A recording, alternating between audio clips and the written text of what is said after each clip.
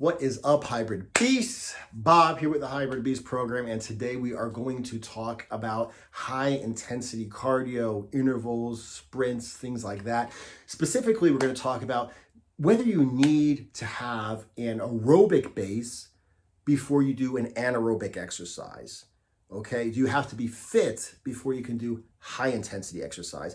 And the answer usually is yes, you need to jog and build up a base and be able to run a little bit. And then after that, you can start doing some sprints, which is one way to do it. Okay, you could probably start sprinting if you are already able to jog a long distance. Okay, but the fact of the matter is there is no difference in my experience between taking time to jog and get in shape and then to start to sprint and be good at sprinting from the beginning, and sprinting from the beginning and you just suck at it for a little bit while you're building up your base.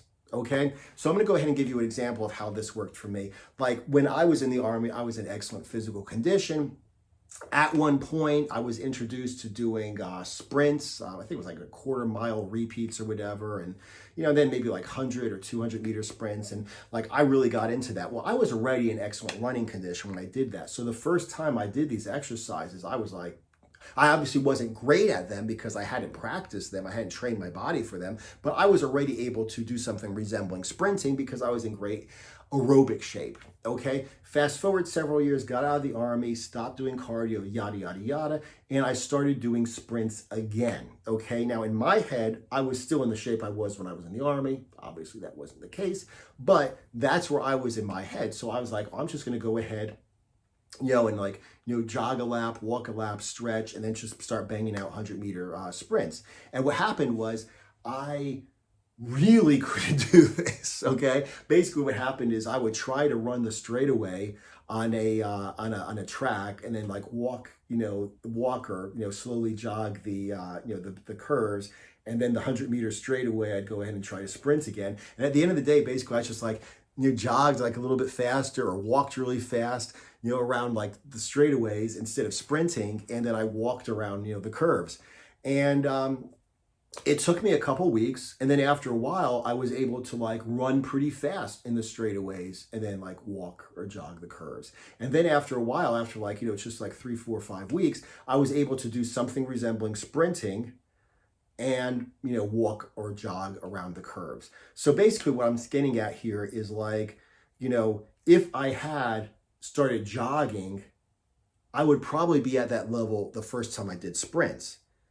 But if I wasn't in shape for jogging, like that means I would have had to spend about 4 weeks jogging and then starting sprints. What's the difference between that and just sprinting from the beginning and taking the same 4 weeks to get decent at sprinting? Okay, so at the end of the day, it's like, what they call it, like 6 on one side, half dozen on the other. It's like there's no difference between spending a month, let's say, of jogging before you start high intensity, or to do high intensity for a month and suck at it before you start to get good at it. And the same thing can be applied to, jump rope intervals.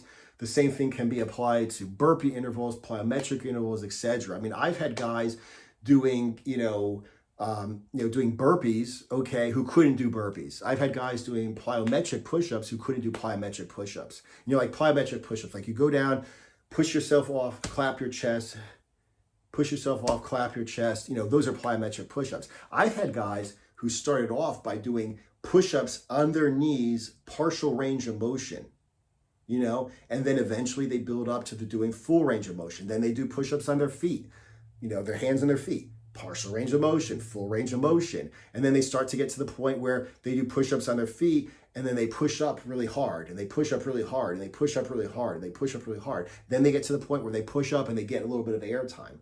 And then they get to the point where they might do like one clapping chest push-up, and then they do, just a bunch of partial push-ups or whatever.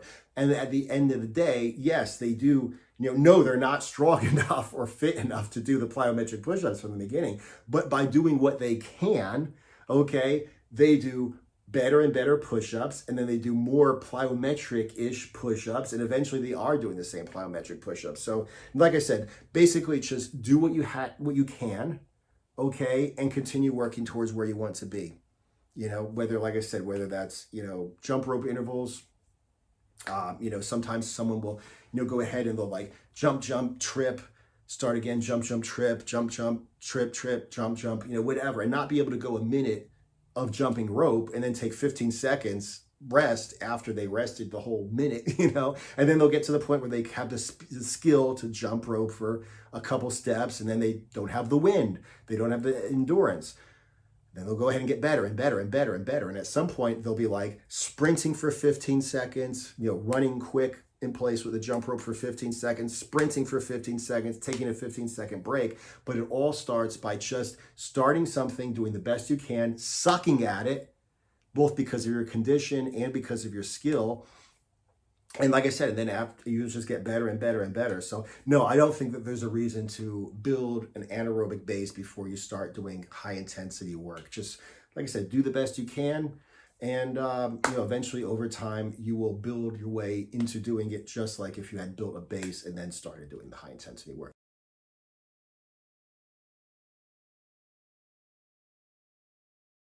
Anyway, thank you guys for watching this video. Subscribe if you haven't. If you want me to turn your dad bod into a shredded beach bod in 6 months or less, check out Hybrid Beast program. Links down below in the description. Aside from that, appreciate you guys watching, and I will see you in the next video.